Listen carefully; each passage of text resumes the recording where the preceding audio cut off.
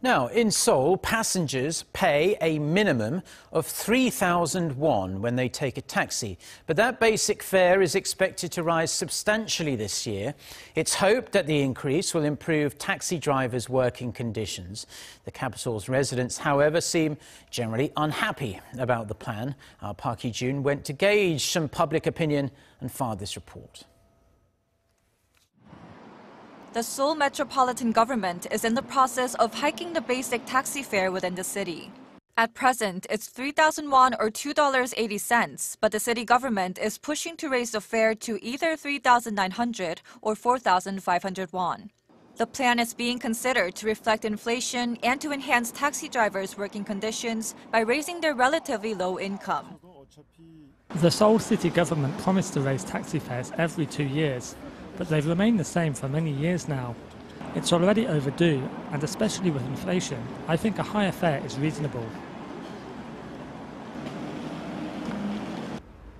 Seoul City recognizes the need to raise taxi fares, and it says the increase will be followed by better service. But the public who think that taking a cab is already expensive as it is appear to have a relatively negative opinion of the plan.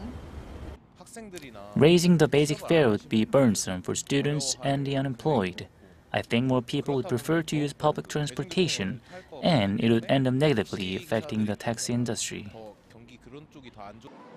The government is also pushing to extend nighttime charges. The extra charges are currently applied at midnight, but the starting point is likely to be pulled down to 10 p.m. or 11 p.m. Many Seoulites dislike the idea, as living in a city that never sleeps often requires them to grab a cab late at night. As a student, I don't take taxis often at night.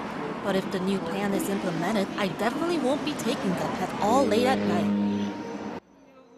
If nighttime charges are extended, wouldn't that force young people to go home earlier? I personally like that idea. But still, 10 p.m. is too early, as many people in Seoul use transportation until very late at night. Extending the period of nighttime charges will affect many people, especially students whose classes end late. I would also want to go home earlier to avoid paying extra costs. If the policy takes effect, it would be the first hike in 5 years and the largest increase since 2001. Although the policy is still under discussion, the fare increase is likely to be implemented this year, possibly in July after the local elections. Park Hee-jun, Arirang News.